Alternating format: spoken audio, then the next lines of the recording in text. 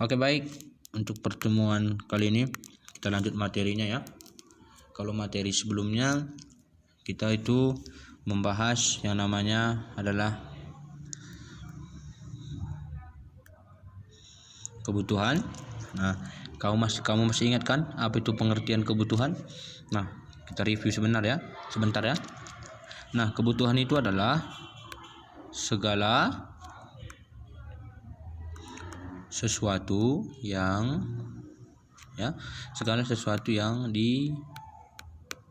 dibutuhkan manusia untuk melangsungkan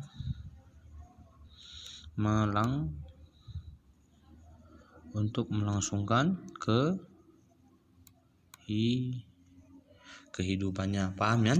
Nah, kalau pertemuan sebelumnya kita membahas tentang materi kita kebutuhan, maka materi pada pertemuan ini kita membahas alat pemuas kebutuhan itu sendiri. Paham ya?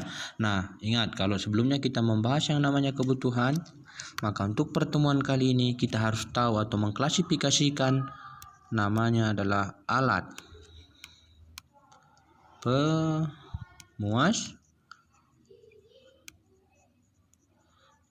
pemuas kebutuhan. Oke, baik. Nah, kita langsung saja ke materi ya. Kita lihat, perhatikan di tampilan semua. Oke. Nah, pada materi ini, pada di tampilan kamu, materi ini sudah kita sampaikan atau sudah Bapak buat desainnya, sudah saya buat desainnya, pengklasifikasian atau pembagian yang namanya alat pemuas kebutuhan. Nah, oke, baik. Kita akan bahas satu persatu. Kita mulai dari alat pemuas kebutuhan dikelompokkan satu berdasarkan wujud. Paham ya? Nah, berdasarkan wujud, perhatian semua. Berdasarkan wujudnya, alat pemuas kebutuhan dibagi menjadi dua. Oke, yang pertama apa? Ada katanya barang konkret. Yang kedua ada barang abstrak. Nah, paham ya? Nah, ada barang konkret dan ada barang abstrak. Nah, kemudian yang kedua, di sini ada katanya barang berdasarkan jumlah. Nah, artinya ada barang berdasarkan jumlah atau memperoleh ya.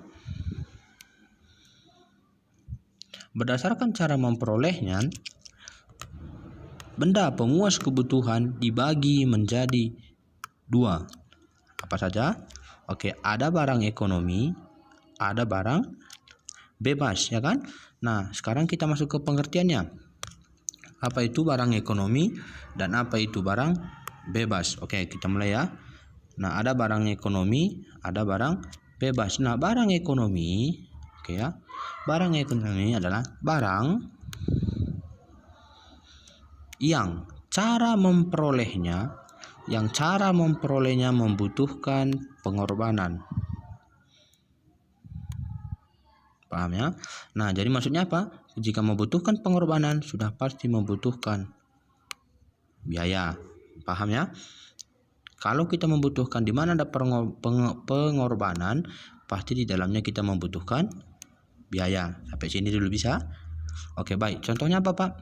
Nah, apa contoh benda ekonomi yang berdasarkan cara memperolehnya? Sebentar ya, saya ganti colornya dulu. Oke, baik. Nah, membutuhkan biaya. Contohnya apa? Nah, ketika kamu membutuhkan yang namanya handphone, sudah pasti kamu membutuhkan yang namanya biaya untuk memperoleh handphone. Berarti ada pengorbanan. Sampai sini paham ya? Oke, baik. Kita lanjut. Untuk yang kedua, di dalam ada katanya barang non-ekonomi atau barang bebas. Kalau dia barang bebas, perhatikan. Berarti barang yang cara memperolehnya itu secara bebas atau free. Paham ya? Nah, secara free berarti tidak perlu pengorbanan, ya kan? Karena memperolehnya free, berarti cuma-cuma. Contohnya apa, Pak? Nah, contohnya itu apa? Salah satunya itu adalah contohnya udara. Kemudian apa lagi? Ada sinar matahari. Paham ya? Nah, sinar matahari apakah membutuhkan biaya untuk memperolehnya? Tidak, ya. Karena dia disediakan oleh alam atau dikonsumsi secara cuma. Oke, bisa ya. Kemudian kita lanjut.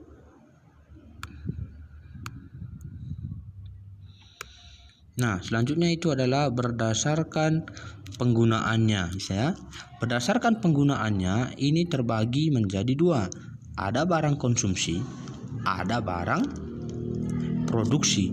Berarti kalau namanya barang konsumsi, yang namanya barang konsumsi itu adalah barang.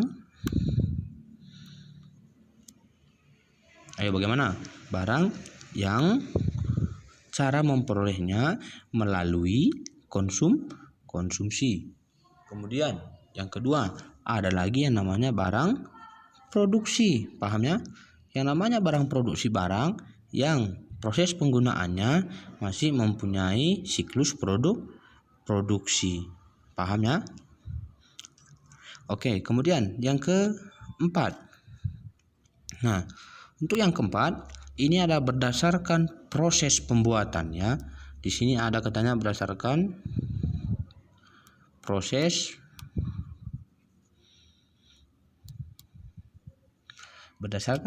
pembuatan itu terbagi menjadi tiga. Ini ada tiga nih.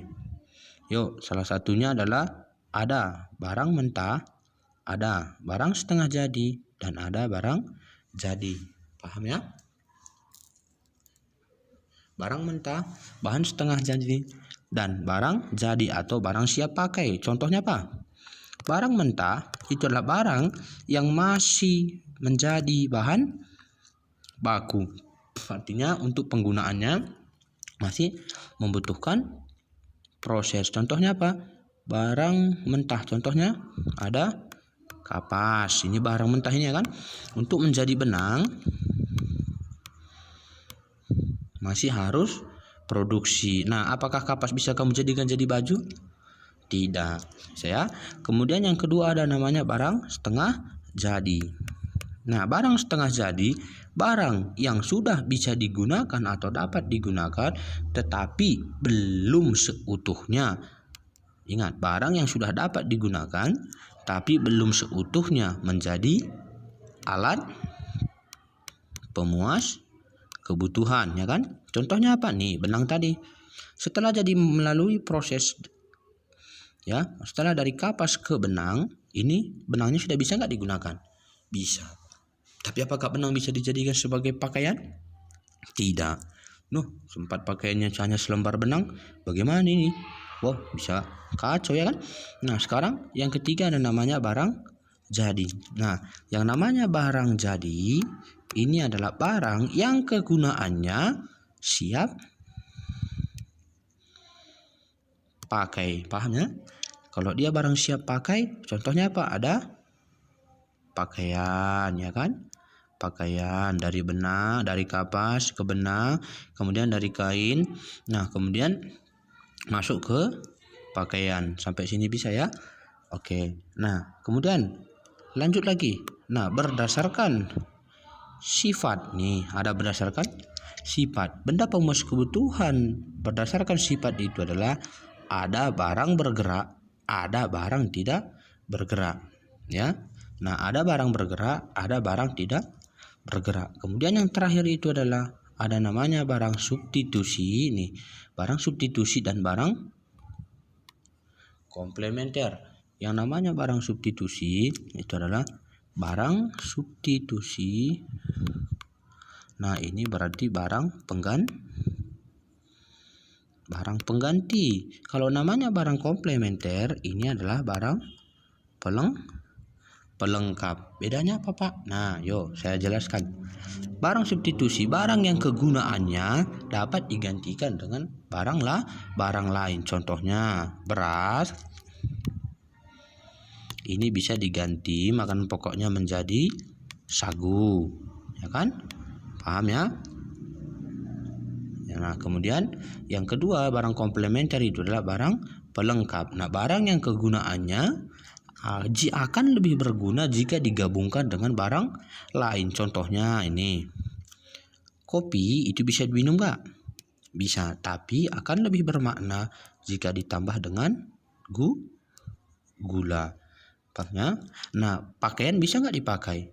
Bisa, tapi akan lebih jika berguna jika pakaian ditambah memiliki kancingnya, ya kan? Nah, celana bisa nggak dipakai? Bisa, tapi akan lebih berguna jika celana itu mempunyai resletingnya. Paham ya? Bisa? Oke, baik. Oke, sampai di sini materi alat benda penguas kebutuhan. Kita bertemu lagi di materi berikutnya, itu mengenai kegunaan bentuk suatu barang. Oke, tetap semangat dan terima kasih.